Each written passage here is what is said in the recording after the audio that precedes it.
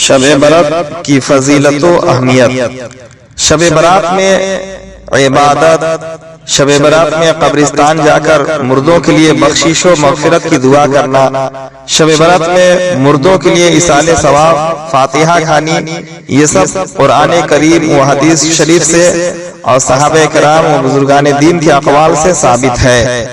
جیسا کہ قرآن کریم میں اللہ تعالیٰ کا ارشاد پاک ہے کہ وَذَكِّرْهُمْ بِأَيَّامِ اللَّهِ، یعنی اور لوگوں کو اللہ کے دنوں کی یاد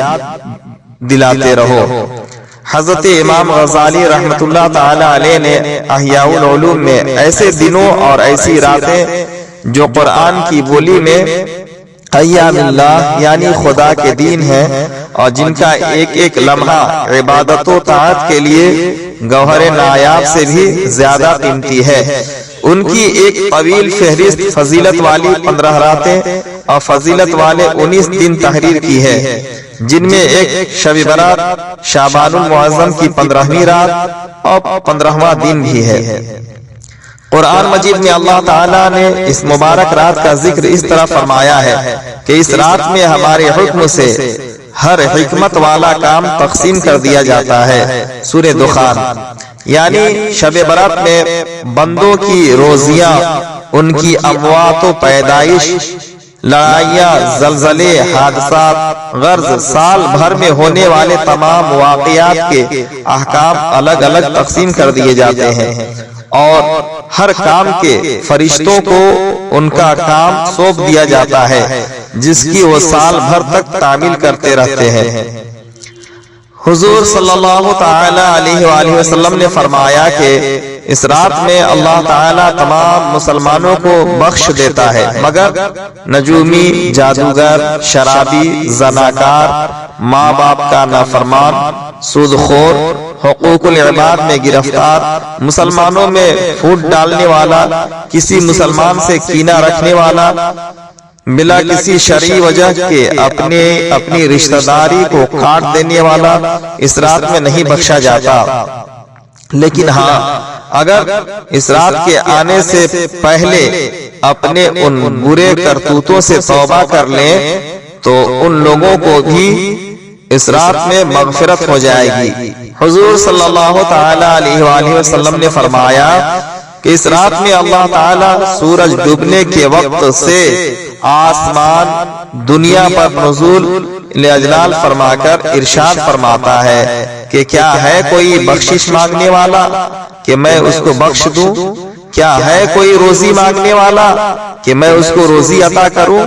کیا ہے کوئی بلا میں مبتلا کہ اس کو میں عافیت دوں؟ اسی قسم کی ندائیں ہوتی رہتی ہیں یہاں تک کہ فجر طلوع ہو جاتی ہے۔ ابن ماجہ شریف، حضور صلی اللہ تعالی علیہ وآلہ وسلم نے فرمایا کہ جو اس رات میں 100 رکعت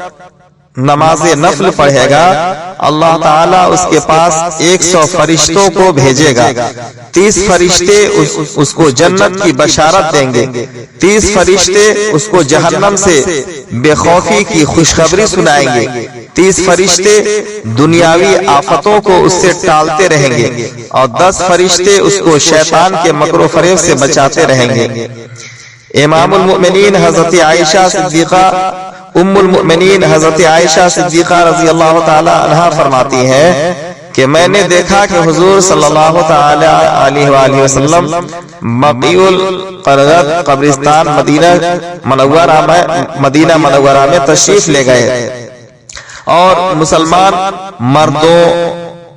عورتوں اور شہیدوں کے لیے دعا فرمائی۔ اولیاء اللہ کے معمولات میں سے ہے کہ بعد نماز مغرب 6 رکعتیں پڑھیں اور ہر 2 رکعت پر سلام پھیریں اور ہر 2 رکعت کے بعد سورہ یاسین شریف 1 مرتبہ یا قل هو اللہ احد 21 مرتبہ پڑھیں۔ پہلی بار درازی عمر کے لیے پڑھیں، دوسری بار رزق کی ترقی کے لیے پڑھیں اور تیسری 2 رکعت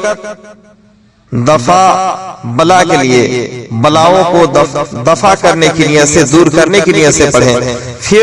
دعائے نصف شعبان المعظم پڑھیں۔ حضرت ابن عباس رضی اللہ تعالی عنہما سے روایت ہے کہ جب عید یا جمعہ یا عاشورہ کا دن یا شب برات ہوتی ہے تو اموات کی روحیں آ کر اپنے گھروں کے دروازوں پر کھڑی ہو جاتی ہیں اور کہتی ہیں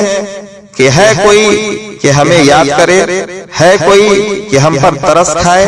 ہے کوئی کہ ہماری غربت کو یاد دلائے۔ اسی طرح کنز العباد میں بھی کتاب روضہ امام زندویسی سے منقول ہے۔ اللہ تعالی تمام مسلمانوں کو اہدنا الصراط المستقیم پہ چلنے کی توفیق عطا فرمائے۔ آپ سب سننے والوں سے گزارش ہے کہ یوٹیوب رسمی چینل لوہردگا کو سبسکرائب کرنا نہ بھولیں۔